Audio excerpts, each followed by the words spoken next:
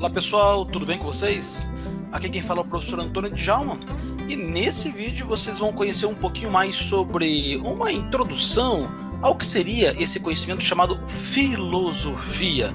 Você está preparado? Então vem com a gente!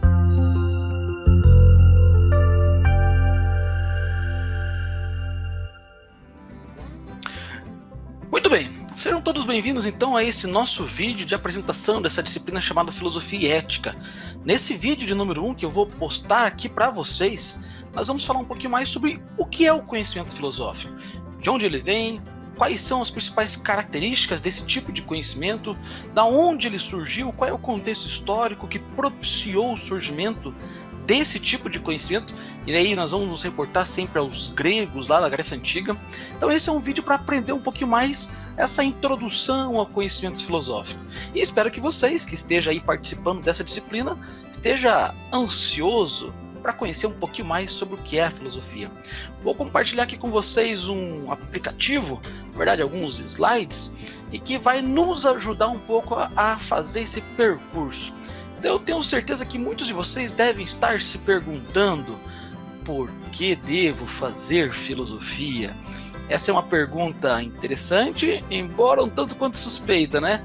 Eu fico pensando sempre, será que eles perguntam por que devo aprender matemática? Será que eles perguntam por que devo aprender biologia? Por que devo aprender uma disciplina específica do meu curso? Pois é, parece que perguntar sobre a razão de ser da filosofia seja legítimo. Parece que perguntar sobre a razão de ser de outras disciplinas acadêmicas não cabe muita questão. O fato é que eu entendo vocês e tento explicar faz 10, 12 anos, que desde quando eu tive uma conversa com meu pai, e ele falou assim: tá, mas e aí? Para que serve filosofia? Por que você precisa ensinar os seus alunos a filosofar? E eu tento falar para ele várias vezes: pai, filosofia é assim. E parece que ao mesmo tempo que ele entende, parece que foge do conhecimento e foge das mãos dele o domínio do que seria isso. E é engraçado, porque a filosofia ela tem não apenas uma única definição, mas várias definições do que ela realmente é. Então, eu entendo quando vocês veem na grade curricular de vocês e veem a disciplina Filosofia e Ética. Alguns devem falar assim: puxa vida, que saco, vou ter que sobreviver a isso. Não. Fiquem tranquilos, eu espero que esse material que nós estamos ofertando a vocês, oportunizando para que vocês possam aprender, seja estimulante. Eu escrevi o material. Se vocês tiverem alguma crítica, manda para mim. Pô, que merda de material. Manda para mim, eu sou o autor. Eu e o professor Luiz Gustavo Gava e o professor Juliano Petrossi somos os autores do nosso e-book que está disponível para vocês em primeiríssima mão. Então se tiver alguma crítica, manda para nós, beleza? Mas o fato é que essa pergunta ela não é sem sentido. Na verdade, ela tem uma intencionalidade. Perguntar o porquê preciso aprender filosofia é perguntar sobre, afinal de contas, o que faz um filósofo? O que é esse conhecimento? E o que nós vamos tentar mostrar um pouquinho para vocês aqui neste vídeo é exatamente isso. A filosofia possui características próprias. De onde ela vem? De um contexto histórico e de uma localidade. Exatamente. A filosofia é grega. Ela nasce dentro do contexto histórico da Grécia Antiga, lá no século V, mais ou menos. Então, portanto, vai ser muito comum. Todo mundo que fala de filosofia, vocês vão lembrar de alguns nomes gregos: Sócrates, Platão, Aristóteles, Epicuro, Heráclito, Parmênides, e Tales de Mileto, Pitágoras, vários outros pensadores daquele tempo. Então, quando a gente fala que a filosofia é grega, você já deve ter visto essa imagem que aparece a vocês, não é verdade? Essa imagem, para quem nunca ouviu falar dela, talvez visto, mas nunca ouvido falar, essa imagem ela é um símbolo da Grécia clássica, da Grécia Antiga. Ela é a escultura, a parte arquitetônica do chamado Partenon. Esse Partenon era o local onde se cultuavam os deuses gregos. Exato. E aqui tem uma relação intrínseca entre a filosofia e o conhecimento mítico. Dentro desse contexto, o Partenon era o principal símbolo da cultura grega, porque lá estavam todos os deuses que eles cultuavam: Poseidon, Ares, Hades, Afrodite, Dionísio, Apolo, os grandes titãs, Cronos, Gaia, Hera, ou seja, toda essa mitologia grega tinha um local para ser transmitida, trabalhada, conhecida, e esse local, por excelência, era na Ágora, mas também no Partenon, este local onde vocês estão vendo essa imagem aí. E aí, nessa concepção de um conhecimento mítico que predominava, você tem aí alguns exemplos muito práticos. Você conhece algum mito grego? Algum mito da mitologia grega? E aí da qual esses autores clássicos vão fazer a crítica? Eu tenho certeza que vocês devem ter ouvido alguns mitos aí já. Lembra do mito de Édipo? Lembra do mito de Afrodite? O mito de Afrodite é maravilhoso, é fantástico. É um mito que mais ou menos vai... Como é que surge Afrodite? Daí vocês vão ver uma das narrativas, porque haviam várias explicações, mas uma delas é brilhante. Você tem lá a Afrodite como uma deusa que é originada de uma luta entre os pais dela. Uranus era famoso por devorar os seus filhos. Uranus, toda vez que Gaia paria um filho, ele ia lá e devorava.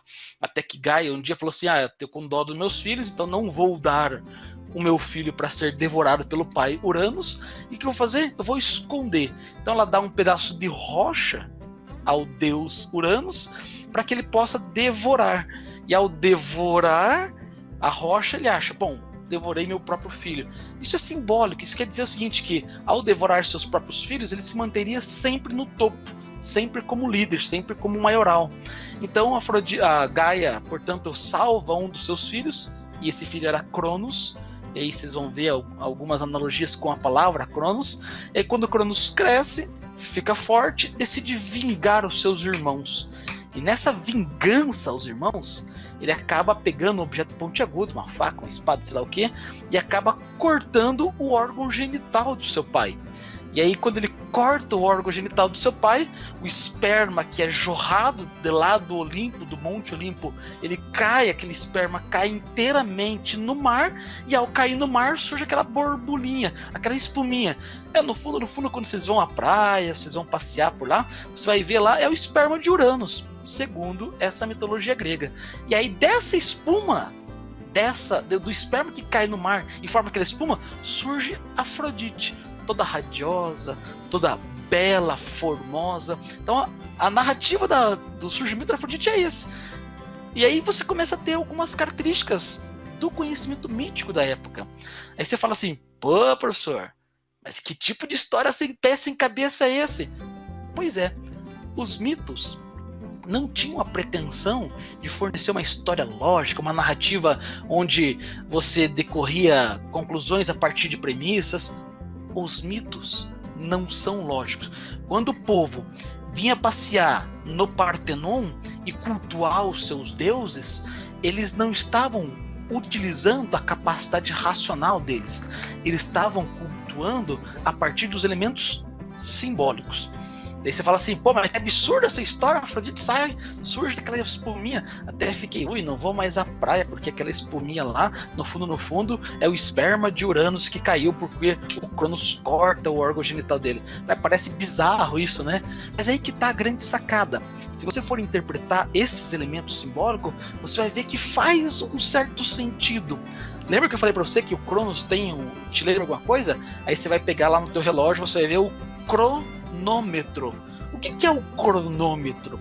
O cronômetro nada mais é que o metro do Cronos, que é a forma de medir, de mensurar o Cronos, que é o tempo. Então o corredor vai lá, corre 100 metros em 0,9 segundos. Usa em Bolt. É rápido pra caramba. Então você cronometra isso. Então o Cronos é o deus do tempo. A palavra Cronos significa tempo, deus do tempo. Olha que bonito que começa a ficar. Afrodite só pode surgir por conta de uma ação do tempo. Começou a ficar bonito, né? Para e pensa comigo. Ninguém, na concepção grega, ama alguém. Ninguém ama alguém sem que o tempo faça o teu trabalho. É preciso dar tempo para que as pessoas passem a amar uns aos outros. Por isso aquela história de amor à primeira vista não existe. Paixão, tesão, isso pode existir, mas amor não. Por quê? É preciso que o tempo faça o seu trabalho. Olha que legal. Tá, mas qual foi o trabalho do tempo, do Cronos? O trabalho foi usar o elemento que fertiliza. Então, quando ele corta o órgão genital e o esperma jorra no mar, no fundo, o esperma é aquilo que fertiliza. Olha que louco. A deusa Afrodite, ela é a deusa da beleza, ela é a deusa do amor, mas ela é a deusa da fertilidade. Tanto é que os rituais afrodisíacos aconteciam sempre nos altos montes, no altar sagrado, onde os sacerdotes jorravam esperma sagrado, justamente para que de lá do alto dos montes os vales pudessem ficar férteis. E ao serem fertilizados pela ação ritualística do culto a Afrodite, nós poderíamos ter então uma colheita que vai alimentar toda a população. Então, tudo isso é simbólico. Por mais absurdo que possa parecer, sem pé sem cabeça, um mito, ele sempre tem um elemento simbólico. E o Partenon é o símbolo dessa mitologia. Eles falam assim, tá, professor, e o que tem a ver a filosofia nisso tudo? Ora, tem a ver que a filosofia ela vai ser um tipo de narrativa que pretende se opor a esses elementos mirabolantes e fantasiosos dos mitos. É por isso que você vai sempre se reportar à filosofia como o surgimento de um conhecimento racional.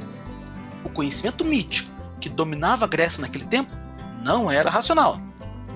O conhecimento filosófico que surge nesse contexto, sim, é racional. Perfeito? Essa é a primeira ideia.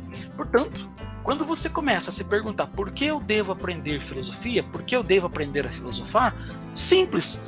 Você deve aprender a filosofar para aprender a utilizar a capacidade racional que lhe é própria. A filosofia é um conhecimento racional. E aí vem uma segunda característica, não só um conhecimento racional, mas também sistemático. Enquanto os mitos não eram colocados num sistema, a filosofia procura trabalhar tudo a partir de sistemas. E esses sistemas são fundados em um raciocínio lógico, em princípios lógicos. Perfeito? Ora, essas primeiras características já saltam aos olhos com uma certa de um jeito interessante. Por isso que vocês vão ver que a atitude de todo e qualquer filósofo é, utilizando essa capacidade racional, questionar as crenças, questionar os sentimentos que alimentam a nossa existência.